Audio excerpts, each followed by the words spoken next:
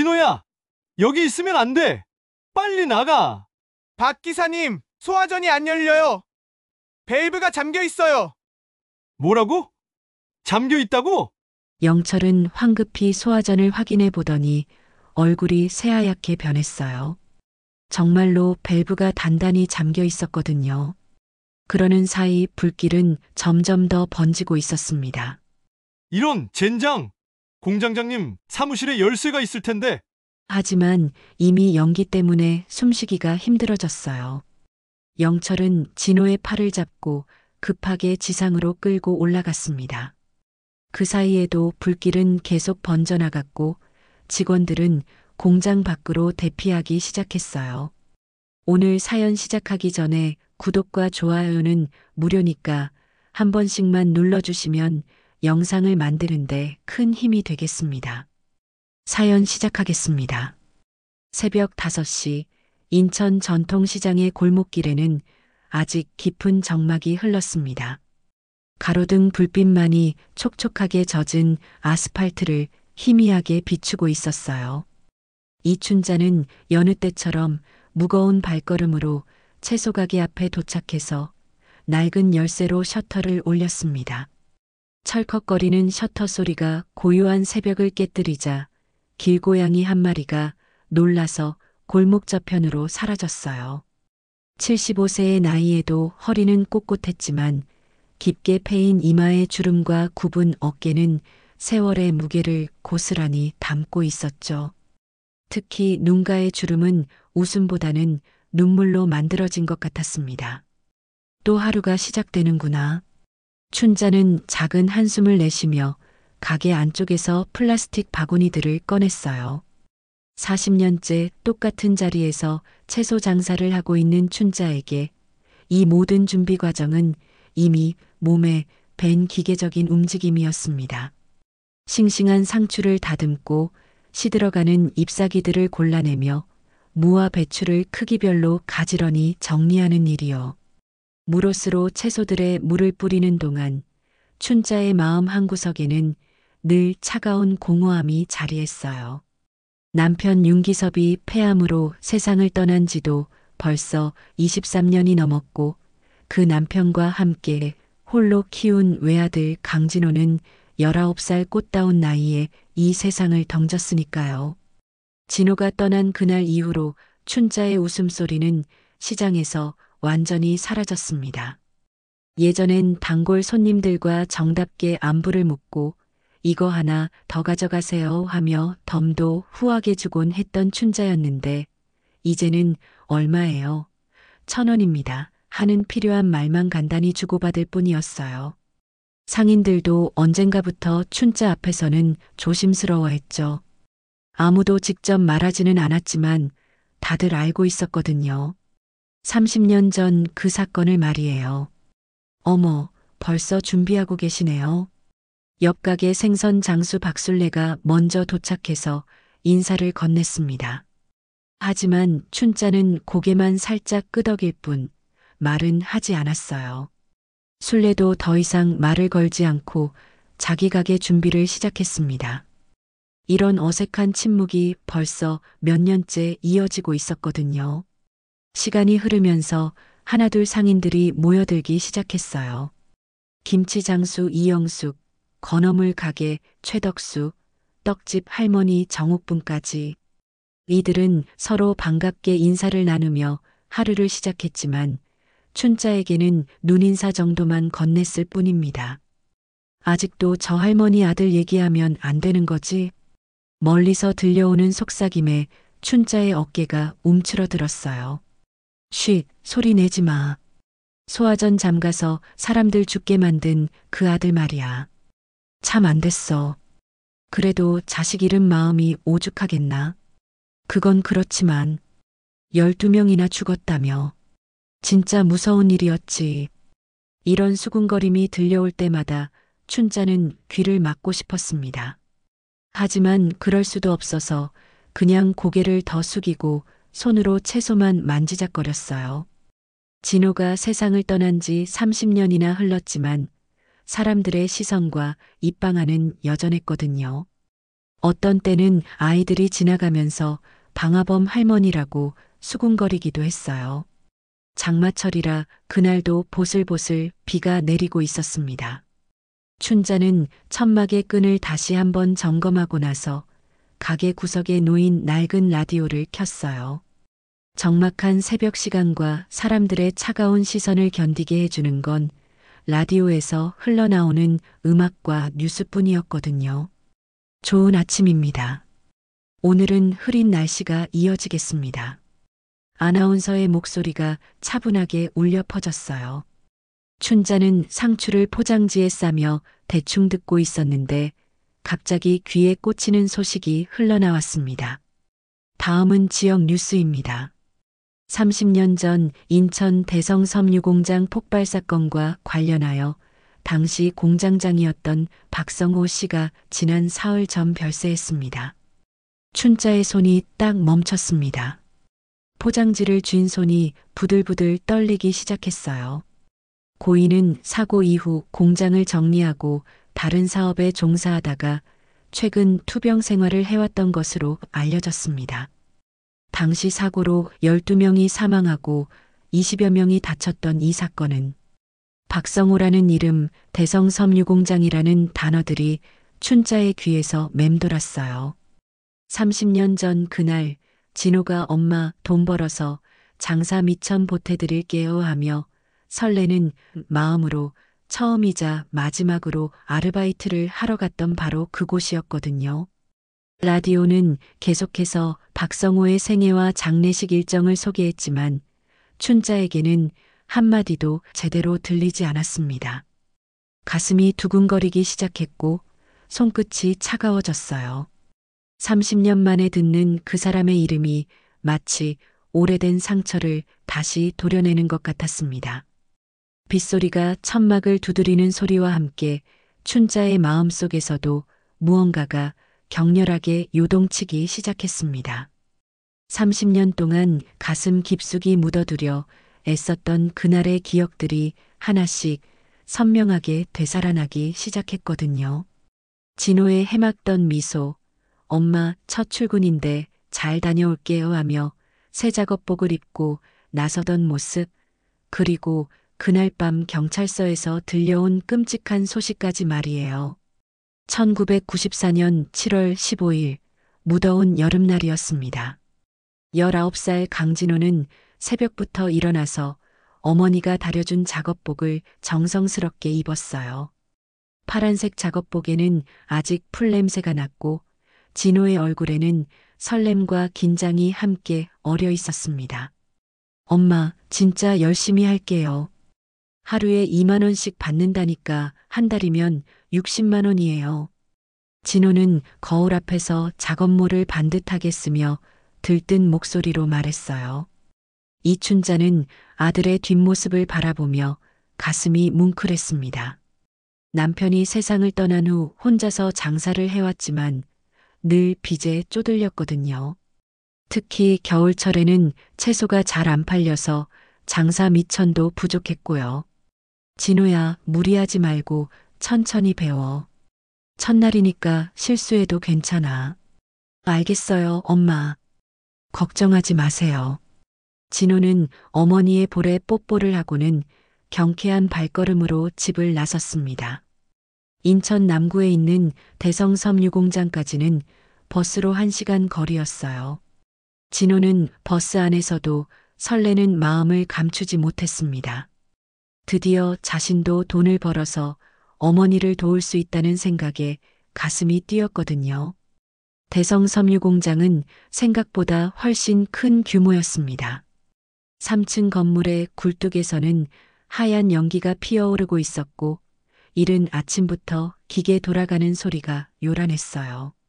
진호는 정문에서 경비 아저씨에게 인사를 하고 사무실로 향했습니다. 강진호 씨죠? 오늘부터 청소 담당이에요. 박영철 기사님이 알려드릴 겁니다. 사무실 직원이 친절하게 안내해 주었고 곧이어 30대 중반쯤 되어 보이는 박영철이 나타났어요. 얼굴이 검게 그을리고 손에는 기름때가 묻어 있었지만 인상은 푸근해 보였습니다. 첫 출근이지? 나이가 어떻게 돼? 19살입니다. 어린 나이에 고생이네. 부모님이 많이 힘드시나 보구나. 영철은 진호를 데리고 공장 안을 둘러보며 설명했습니다. 1층은 원단을 자르는 곳이고 2층은 재봉실, 3층은 포장과 출하 담당이라고 했어요. 그리고 지하에는 보일러실과 기계실이 있다고 설명했습니다. 너는 주로 1층과 2층 청소를 맡게 될 거야. 기계실 쪽은 위험하니까 들어가지 마라. 네, 알겠습니다. 진호는 대답은 했지만 사실 기계실이 어디 있는지도 제대로 파악하지 못했어요. 첫날이라 모든 게 낯설고 복잡했거든요. 영철은 진호에게 청소 도구들이 있는 창고를 보여주고 오전에는 1층부터 시작하라고 했습니다. 점심시간은 12시부터 1시까지고 뭔가 모르겠으면 언제든 물어봐. 혼자 남겨진 진호는 큰 걸레를 들고 1층 작업장 청소를 시작했어요. 원단 조각들이 바닥에 흩어져 있었고 기계에서 나오는 먼지들도 꽤 많았습니다. 진호는 꼼꼼하게 구석구석 쓸고 닦으며 열심히 일했어요. 오전 11시쯤 되었을 때였습니다. 갑자기 지하에서 펑 하는 큰 폭발음이 들렸어요. 건물 전체가 흔들릴 정도로 강한 충격이었습니다. 곧이어 누군가가 불이 났어 라고 소리치는 소리가 들렸습니다. 진호는 당황해서 창밖을 내다보니 지하 기계실 쪽에서 검은 연기가 피어오르고 있었어요. 직원들이 우왕좌왕하며 뛰어다니기 시작했습니다. 2층에서 일하던 여성 직원들의 비명소리도 들렸고요. 소화기 어디 있어? 소화전을 찾아. 아수라장이 된 상황에서 진호도 뭔가 도와야겠다는 생각이 들었어요. 청소를 하면서 본 기억으로는 지하로 내려가는 계단 근처에 빨간 소화전이 있었던 것 같았거든요. 진호는 급하게 지하로 뛰어내려갔습니다. 지하는 이미 연기로 자욱했고 기계실에서는 오렌지빛 불길이 치솟고 있었어요. 진호는 코와 입을 막고 소화전이 있는 곳으로 달려갔습니다. 빨간 소화전함을 열어보니 호스는 있었지만 밸브가 꽁꽁 잠겨 있었어요. 이상하다. 왜 잠겨 있지? 진호는 온 힘을 다해 밸브를 돌려보려 했지만 꿈쩍도 하지 않았습니다. 마치 열쇠로 잠가놓은 것처럼 단단히 고정되어 있었어요. 그때 2층에서 여직원들의 울음소리가 들려왔습니다. 도와주세요. 계단이 막혔어요. 진호는 소화전을 포기하고 급하게 2층으로 뛰어 올라갔어요. 계단 일부가 무너져서 3명의 여직원이 갇혀 있었습니다. 연기가 점점 더 짙어지고 있었고 불길도 아래층에서 번져 올라오고 있었어요. 괜찮아요. 제가 도와드릴게요. 진호는 무너진 잔해를 손으로 치우기 시작했습니다. 손에서 피가 났지만 개의치 않았어요. 한 명씩 여직원들을 안전한 곳으로 대피시켰습니다. 마지막 한 명을 구하러 다시 들어갔을 때였어요. 갑자기 지하 보일러에서 두 번째 폭발이 일어났습니다. 2층 바닥이 크게 흔들리더니 천장 일부가 무너져 내렸어요.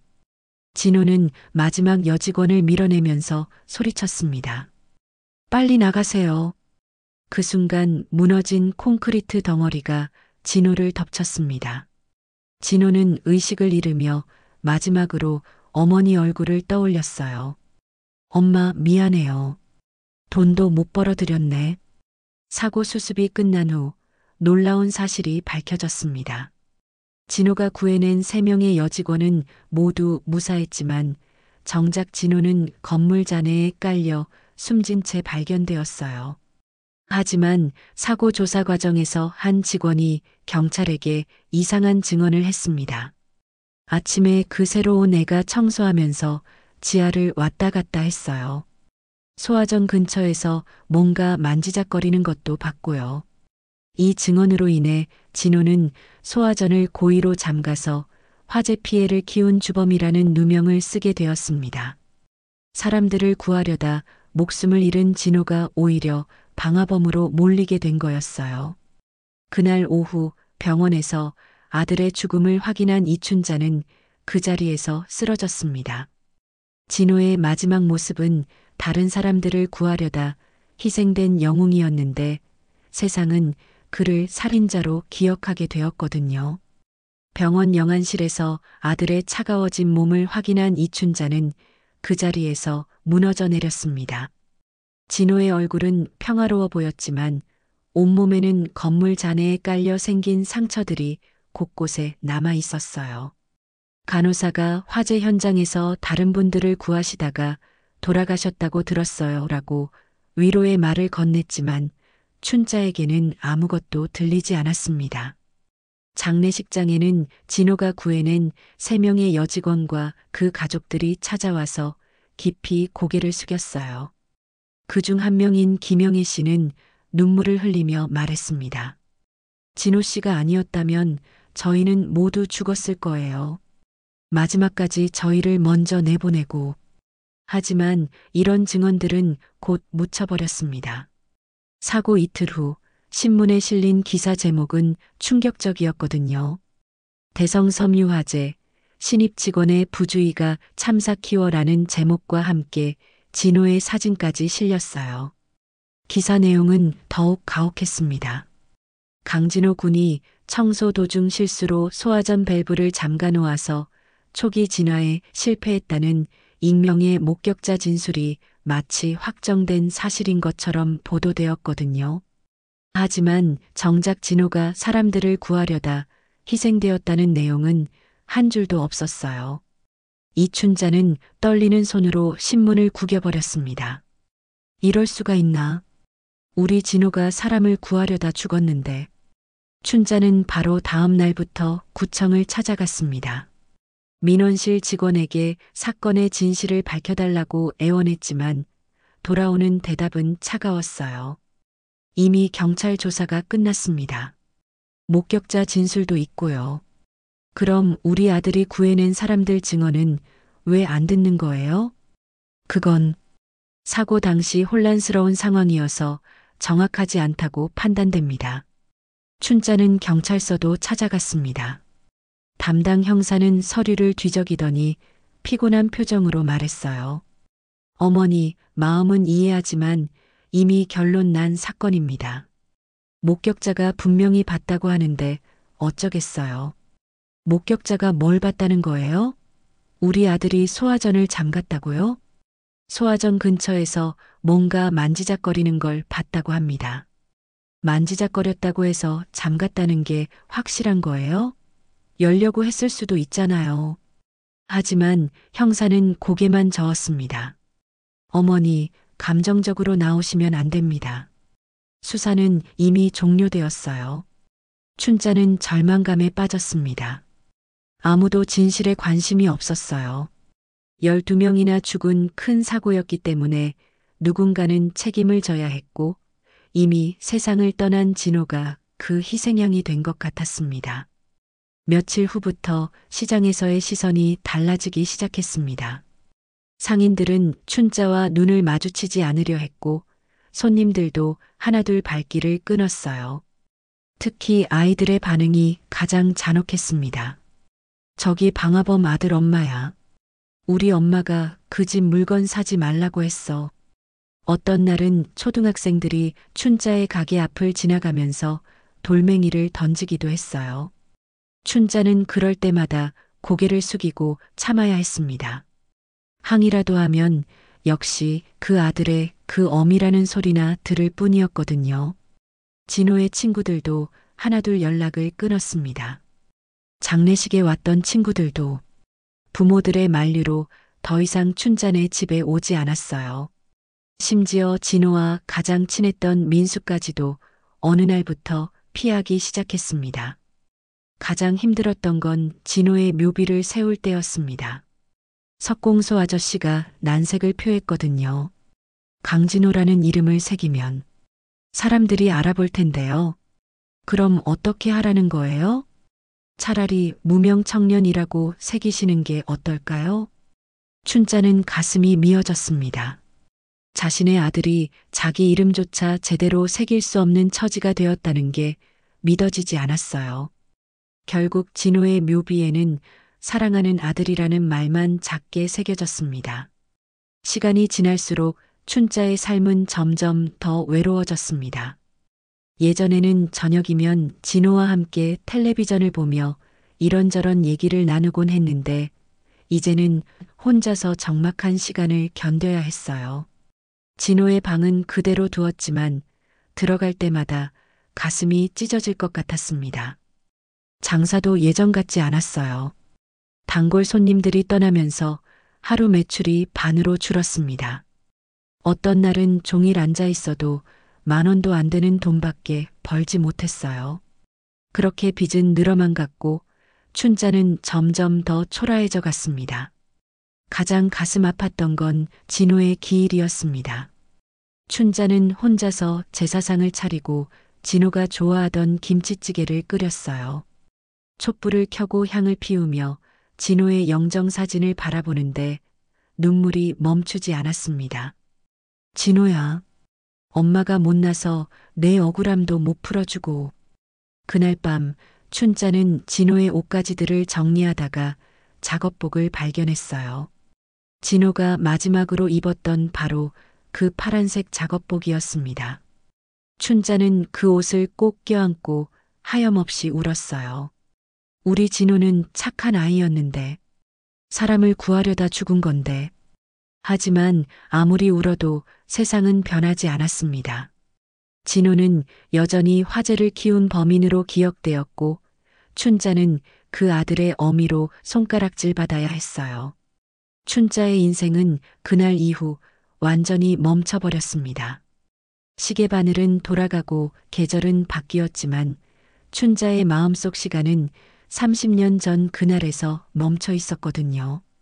매일 아침 일어나서 시장에 나가고 저녁이면 집으로 돌아와서 혼자 밥을 먹는 기계적인 일상만 반복될 뿐이었습니다.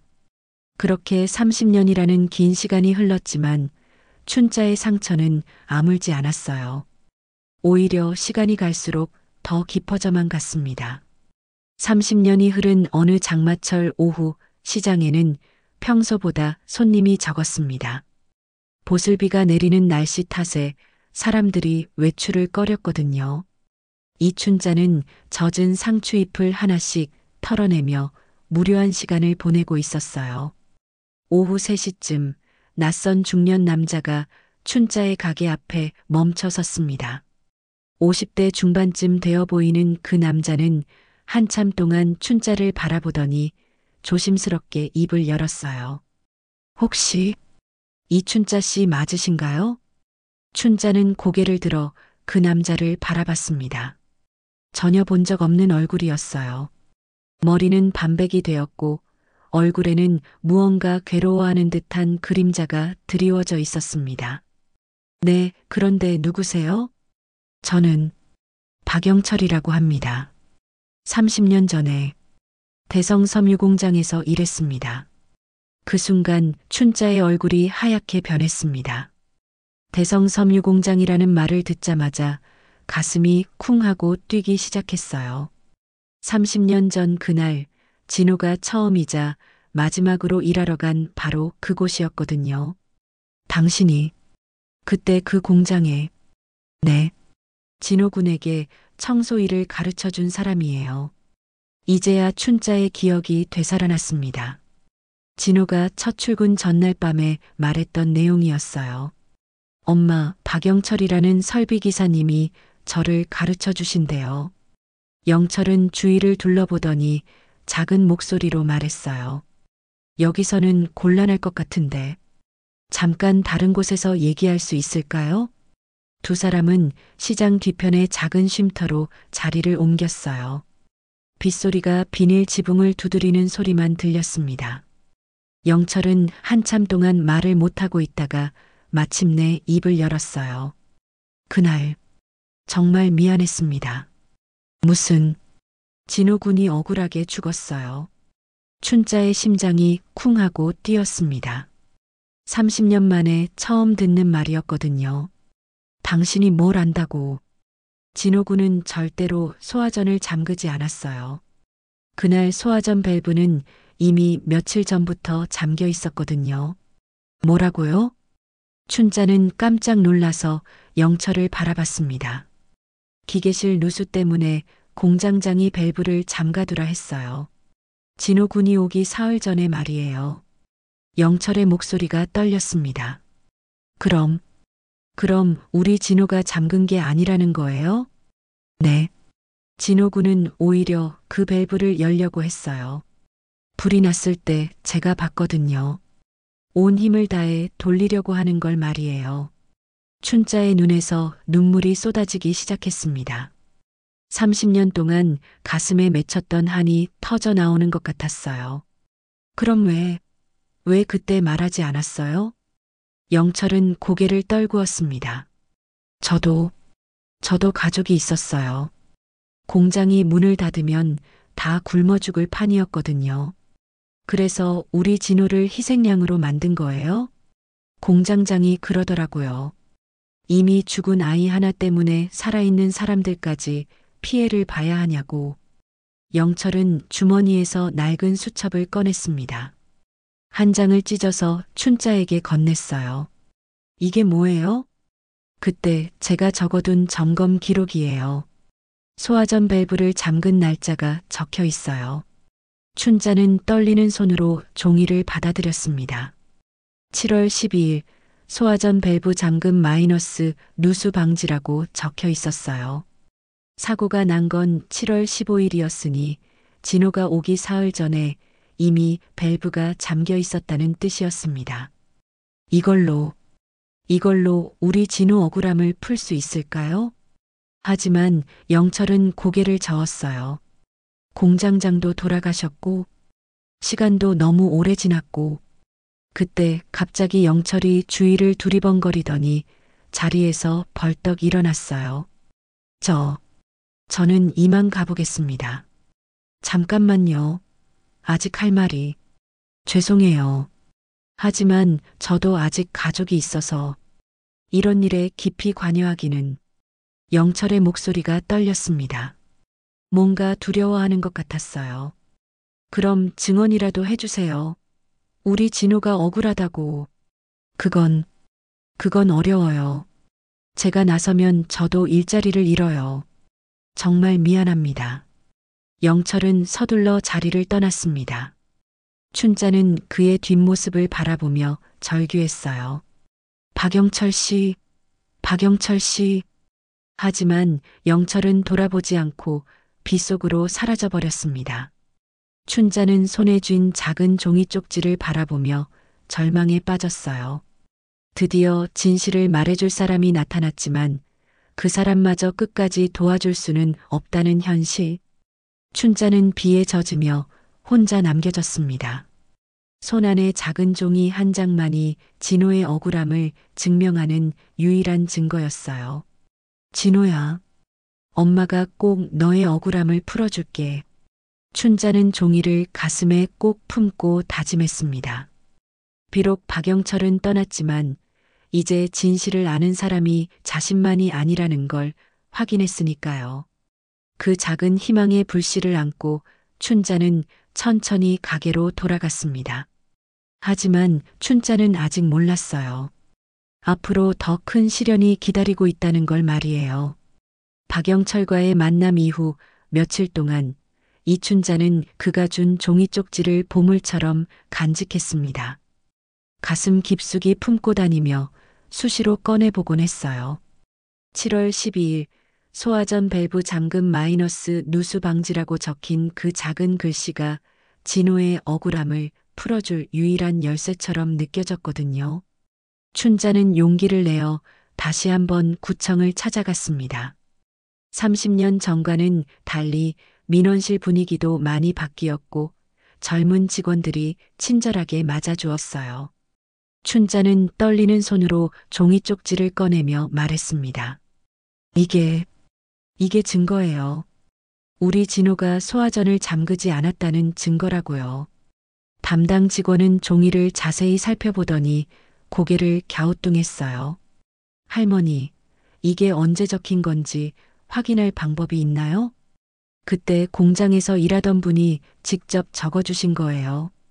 그분이 직접 증언해 주실 수 있나요? 춘자는 말문이 막혔습니다.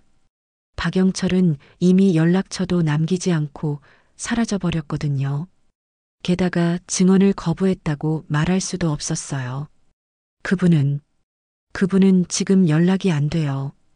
그렇다면 이 서류만으로는 공식적인 재조사를 요청하기 어렵습니다. 더 확실한 증거나 증인이 필요해요.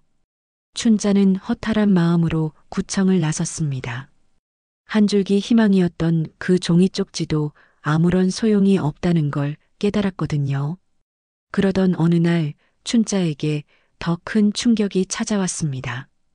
우체부가 구청에서 온 공문 한 통을 전해준 거예요. 춘자는 떨리는 손으로 봉투를 뜯어보았습니다.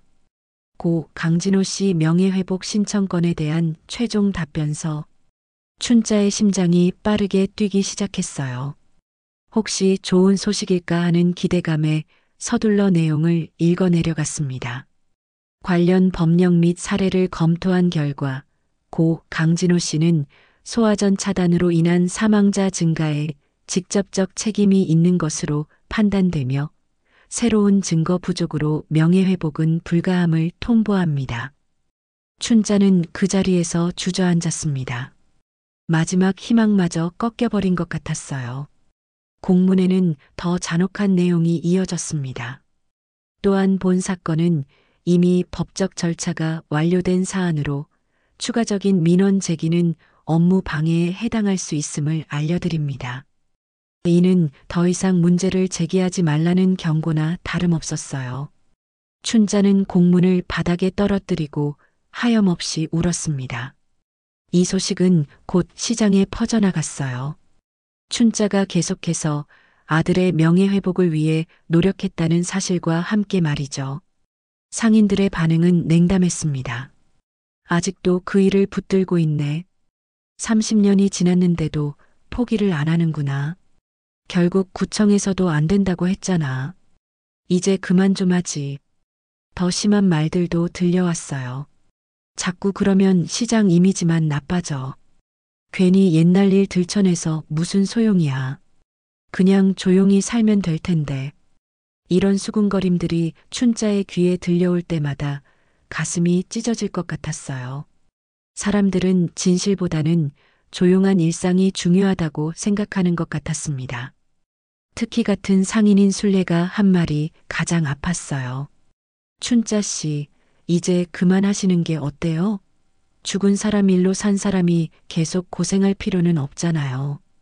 순례 씨도 그렇게 생각해요? 저는 그냥 춘자 씨가 편하게 사셨으면 좋겠어요. 하지만 춘자에게는 편하게 사는 것보다 진호의 억울함을 푸는 게 더 중요했어요. 아무리 힘들어도 포기할 수 없었습니다. 그날 밤 춘자는 진호의 방에 들어가서 오래된 앨범을 꺼냈어요. 진호의 어린 시절 사진들을 하나씩 넘겨보며 울었습니다. 웃고 있는 진호의 얼굴을 보니 더욱 마음이 아팠어요. 진호야, 엄마가 무능해서 미안하다. 아무것도 할 수 없어서. 춘자는 진호의 작업복을 끌어안고 중얼거렸습니다. 하지만 엄마는 이번엔 끝까지 갈 거야. 포기하지 않을 거야. 며칠 후 춘자는 박영철을 다시 찾아보기로 결심했습니다. 그가 사는 곳을 알아내기 위해 옛 공장 동료들을 수소문해 보았어요. 하지만 아무도 박영철의 행방을 모른다고 했습니다. 그 사람 진작에 고향으로 내려갔다던데? 어디 시골로 갔다고 들었어. 연락처? 그런 건 아무도 몰라. 춘자의 마지막 희망마저 사라져가고 있었어요. 박영철이라는 유일한 증인을 찾을 수 없다면 진호의 억울함을 풀 방법이 없었거든요. 그런데 어느 날 저녁 춘자가 가게 정리를 하고 있을 때 한 중년 여성이 다가왔어요. 혹시 이춘자 씨 맞나요? 네, 그런데 저는 김영이라고 해요. 30년 전에 진호 씨가 구해주신 춘자의 가슴이 뛰기 시작했어요. 바로 진호가 목숨을 걸고 구해낸 그 여직원이었거든요. 아, 그때 그분이, 네, 저는 진호 씨 덕분에 살았어요. 그런데 뉴스에서 봤어요. 춘자 씨가 계속 억울함을 호소하고 계시다고. 영희의 눈에는 눈물이 맺혀 있었어요. 진호 씨는 정말 영웅이었어요. 마지막까지 저희를 구하려고. 그럼 증언해 주실 수 있어요? 우리 진호가 사람을 구하려다 죽었다고? 하지만 영희는 고개를 저었습니다. 제가 그때 너무 어렸고 혼란스러웠어서 정확한 기억이 또 다른 희망이 물거품이 되는 순간이었어요. 춘자는 절망에 빠졌습니다. 진실을 아는 사람들은 모두 침묵하거나 사라져버렸고 세상은 여전히 진호를 범인으로 기억하고 있었어요. 춘자는 그날 밤 진호의 영정 앞에서 다짐했습니다. 진호야, 아무도 도와주지 않아도 엄마 혼자서라도 끝까지 해볼게. 너의 억울함을 반드시 풀어줄게. 절망에 빠진 이춘자가 진호의 영정 앞에서 다짐을 한 지 사흘이 지난 어느 오후였습니다. 시장에서 하루 장사를 마치고 집으로 돌아온 춘자는 대문 앞에 놓인 낡은 봉투 하나를 발견했어요. 봉투는 누렇게 발해 있었고 모서리가 해져서 언제 저게 쓰인 것인지 짐작하기 어려웠습니다. 춘자는 이상하다는 생각을 하며 봉투를 들어 올렸어요. 겉봉에는 또박또박한 글씨로 이춘자님께라고 적혀 있었습니다. 이게 뭐지? 춘자는 봉투를 뒤집어 보며 살펴봤어요. 보낸 사람 이름이 적혀 있었는데 그 이름을 본 순간 춘자의 손이 떨리기 시작했습니다. 박성호. 30년 전 대성 섬유 공장의 공장장이었던 바로 그 사람이었어요.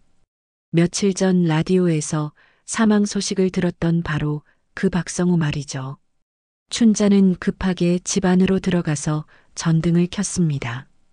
떨리는 손으로 봉투를 뜯어보니 편지지 2장이 들어 있었어요. 첫 번째는 손으로 쓴 편지였고 두 번째는 무언가 공식 서류 같아 보였습니다. 춘자는 먼저 편지부터 읽기 시작했어요. 이춘자님께. 편지는 이렇게 시작되었습니다. 저는 30년 전 대성섬유공장의 공장장이었던 박성호입니다. 제가 이 편지를 쓰고 있는 지금 저는 이미 시한부 인생을 살고 있습니다. 의사는 길어야 한 달이라고 했어요.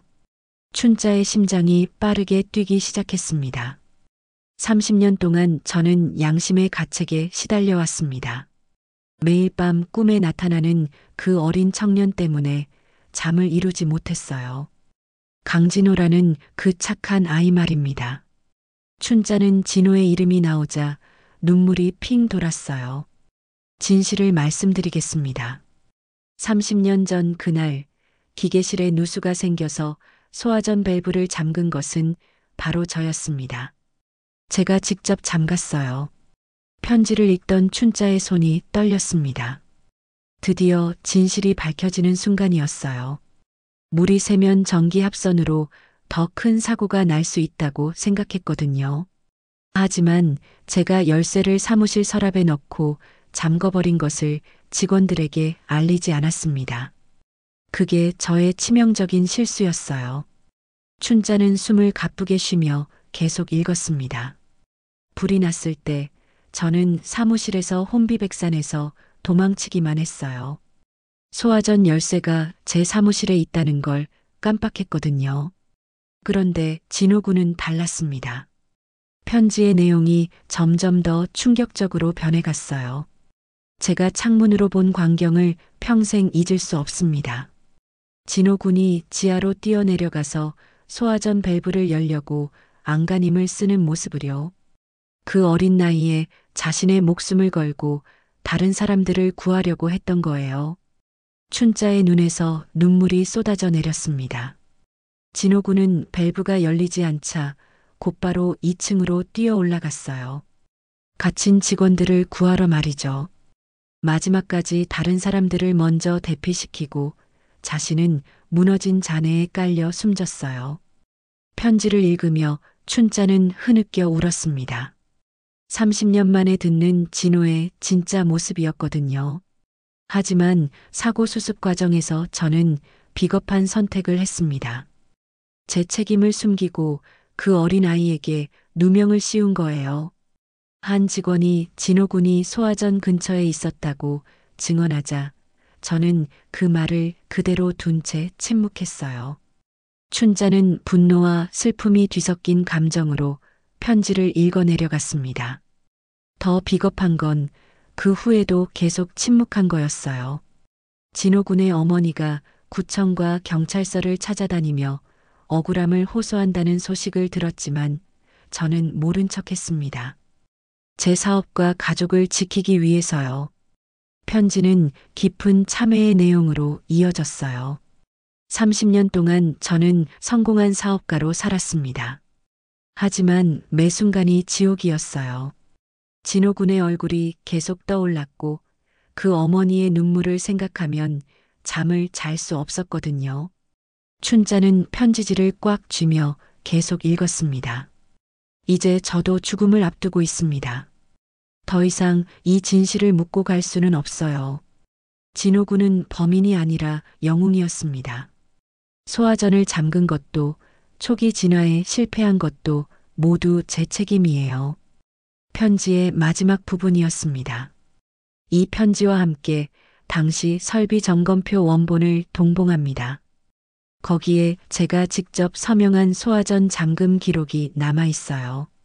이것이 진호 군의 억울함을 풀어줄 증거가 되기를 바랍니다. 정말 죄송합니다. 마이너스 박성호.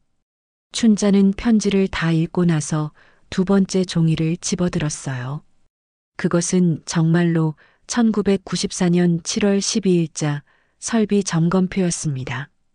거기에는 분명히 소화전 밸브 잠금 마이너스 누수 방지 담당자 박성호라고 적혀 있었고 박성호의 서명까지 남아 있었어요.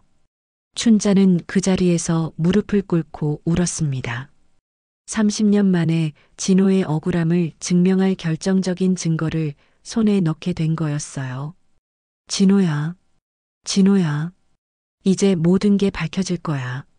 춘자는 편지와 점검표를 가슴에 꼭 안고 진호의 영정 앞으로 갔습니다. 우리 아들아, 엄마가 이겼다. 드디어 내가 얼마나 착한 아이였는지 세상이 알게 될 거야. 하지만 춘자는 아직 몰랐어요. 이 증거들을 가지고 세상과 맞서 싸우는 일이 얼마나 힘들 것인지를 말이죠. 진짜 싸움은 이제부터 시작이었어요. 춘자는 편지를 다시 한번 읽으며 다짐했습니다. 박성호 씨, 당신이 남긴 이 편지로 우리 진호의 명예를 되찾겠어요. 반드시요. 그날 밤 춘자는 30년 만에 처음으로 마음이 편해서 잠들 수 있었습니다. 진호가 정말로 영웅이었다는 걸 증명할 수 있게 되었으니까요. 박성호의 편지를 받은 다음 날 새벽 이춘자는 평소보다 일찍 일어났습니다. 30년 만에 찾아온 희망의 증거를 품고 있으니 가슴이 뛰어서 잠을 이룰 수가 없었거든요. 춘자는 편지와 점검표를 정성스럽게 비닐봉지에 넣어 가방 깊숙이 넣었어요. 오늘이야말로 진호의 억울함을 풀 수 있는 날이야. 춘자는 거울 앞에서 단정하게 옷매무새를 다듬었습니다. 평소 입던 낡은 옷 대신 진호 졸업식 때 입었던 검은색 정장을 꺼내 입었어요. 오늘만큼은 당당하게 나서고 싶었거든요. 오전 9시 춘자는 구청 민원실을 찾아갔습니다. 지난번과는 달리 확신에 찬 표정이었어요. 접수 창구 직원에게 말했습니다. 강진호 명예회복건으로 왔어요. 이번엔 확실한 증거가 있습니다. 담당 직원은 춘자를 알아보더니 살짝 귀찮다는 표정을 지었어요. 할머니, 이미 답변서를 받으셨잖아요. 더 이상 접수가 어려워요. 이번엔 달라요. 진짜 증거가 있다고요. 춘자는 가방에서 편지와 점검표를 꺼내 보여주었습니다. 직원은 서류를 훑어보더니 고개를 저었어요. 할머니, 이건 개인이 쓴 편지에 불과해요. 법적 효력이 없습니다. 뭐라고요? 이게 개인 편지라고요? 사망자의 유서나 편지는 법적 증거로 인정받기 어려워요. 더구나 이건 언제 쓰인 건지도 확실하지 않고요. 춘자는 믿을 수 없다는 표정으로 직원을 바라봤어요. 그럼 이 점검표는 어떻게 설명할 거예요? 박성우가 직접 서명한 거라고요. 이것도 마찬가지예요. 진위 여부를 확인할 방법이 없어요. 누가 언제 만든 건지. 직원의 냉소적인 태도에 춘자의 목소리가 높아졌습니다. 그럼 어떻게 하라는 거예요? 죽은 사람이 직접 나타나서 증언하라는 거예요? 할머니, 흥분하지 마시고 이해해 주세요. 공무원도 규정에 따라 일해야 해요. 춘자는 절망감에 빠졌습니다. 드디어 찾은 결정적 증거도 소용없다는 거였어요. 하지만 포기할 수는 없었습니다. 그럼 다른 방법은 없나요? 언론에 제보해 보시는 건 어떨까요? 요즘 이런 사연들 많이 다루잖아요. 춘자는 그 말에 희망을 느꼈어요. 그래, 언론이 있잖아. 춘자는 바로 지역 방송국을 찾아갔습니다. 인천방송 시청자센터에서 춘자는 자신의 사연을 털어놓았어요. 접수를 받은 젊은 여성 직원이 관심을 보였습니다. 할머니, 정말 안타까운 사연이네요. 담당 기자와 상의해 보겠습니다. 며칠 후 정말로 기자에게서 연락이 왔어요. 이름은 김현수, 30대 초반의 젊은 기자였습니다. 안녕하세요. 인천방송 김현수 기자입니다. 할머니 사연 들었어요. 한번 만나서 자세히 이야기해 볼까요? 춘자는 기자와 만나서 30년간의 사연을 모두 털어놓았어요. 박성호의 편지와 점검표도 보여주었습니다. 김현수 기자는 진지하게 들으며 메모를 했어요. 할머니, 이거 정말 중요한 사건 같은데요. 방송으로 내보내도 될까요? 제발 그렇게 해주세요. 우리 진호가 얼마나 착한 아이였는지 사람들이 알았으면 좋겠어요. 일주일 후 저녁 뉴스에 춘자의 사연이 방송되었습니다. 30년간 화제 누명 쓴 청년, 어머니의 외로운 싸움이라는 제목으로 말이에요. 방송에서 춘자는 울먹이며 말했습니다. 제 아들은 소화전을 잠근 게 아니라 열려고 했어요. 사람들을 구하려다가 목숨을 잃었는데 30년 동안 살인자로 불렸습니다. 카메라 앞에서 박성호의 편지를 공개하며 계속했어요. 이 편지가 증명하잖아요. 우리 진호는 영웅이었다고요. 제발 믿어주세요. 방송이 나간 후 반응이 폭발적이었습니다. 시청자 게시판에는 댓글이 쏟아졌어요. 정말 가슴 아픈 이야기네요. 할머니 마음이 얼마나 아프셨을까. 이런 억울한 일이 있어도 되는 건가요? 하지만 부정적인 반응도 만만치 않았어요. 30년 지난 일을 왜 지금 와서, 증거도 확실하지 않은데 방송으로 내보내도 되나? 그냥 조용히 살면 될 것을. 여론이 들끓자 시의회에서도 관심을 보이기 시작했어요. 시의원 몇 명이 춘자를 만나러 왔습니다. 할머니, 이 문제 우리가 한번 다뤄보겠습니다. 정말요? 정말 도와주실 거예요? 네. 시민의 억울함을 풀어주는 게 우리 일이니까요. 시의회는 긴급히 명예회복 조례 개정안을 논의하기 시작했어요. 기존 조례로는 춘자 같은 경우를 처리하기 어려웠거든요.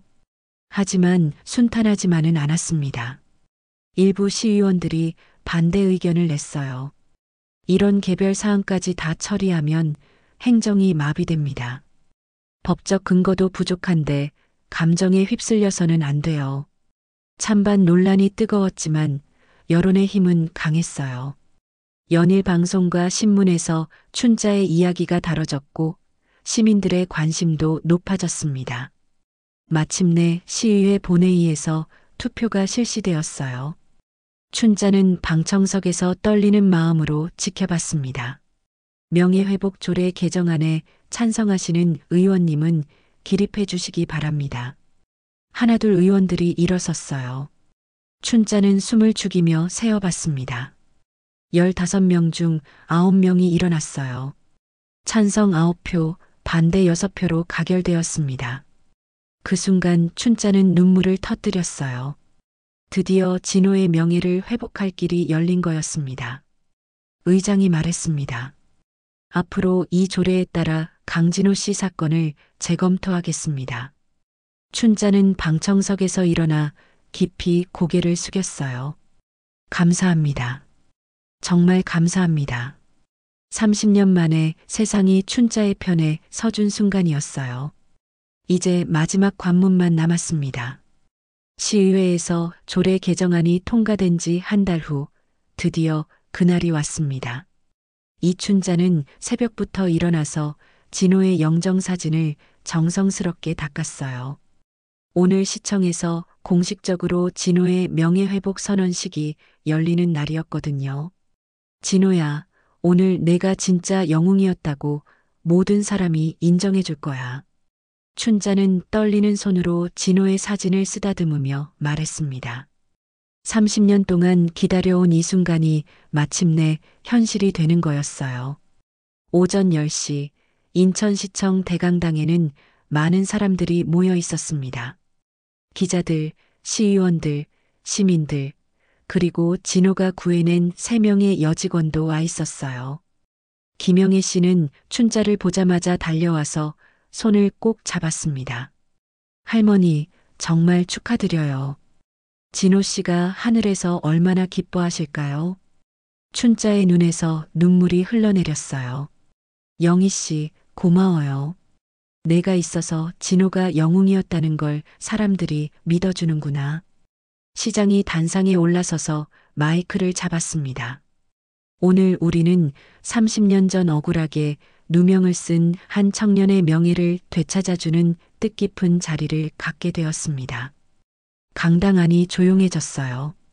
춘자는 가슴이 뛰어서 숨소리도 낼 수 없었습니다. 고 강진호 씨는 1994년 7월 15일 대성섬유공장 화재 당시 다른 사람들을 구하려다 희생된 진정한 영웅이었습니다. 시장의 목소리가 강당 전체에 울려 퍼졌어요.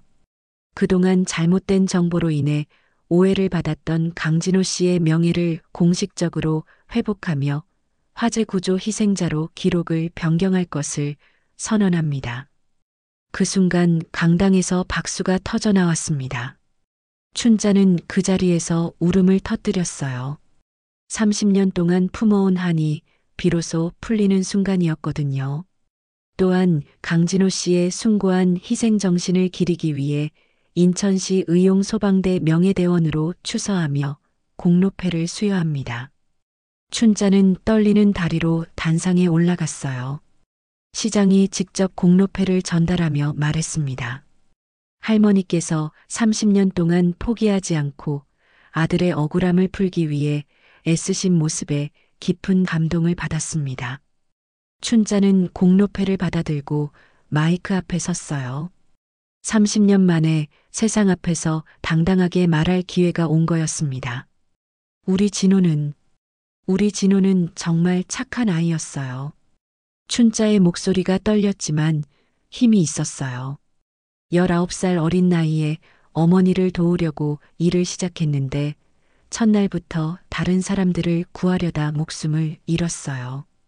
그런데 30년 동안 범인으로 불렸습니다. 강당이 숙연해졌어요. 이제야 세상이 우리 진호가 어떤 아이였는지 알아주니까 정말 고맙습니다. 춘자는 공로패를 가슴에 꼭 안고 자리로 돌아왔어요. 사람들의 따뜻한 박수가 계속 이어졌습니다. 선언식이 끝난 후 춘자는 바로 묘지로 향했습니다. 시장과 시의원들 그리고 시민들도 함께 따라왔어요. 진호의 무덤 앞에는 이미 새로운 묘비가 세워져 있었습니다. 화재 구조 희생자 강진호 1975년 3월 15일, 1994년 7월 15일 누군가의 생명을 지킨 청년. 춘자는 새 묘비를 보자마자 무릎을 꿇고 울었어요.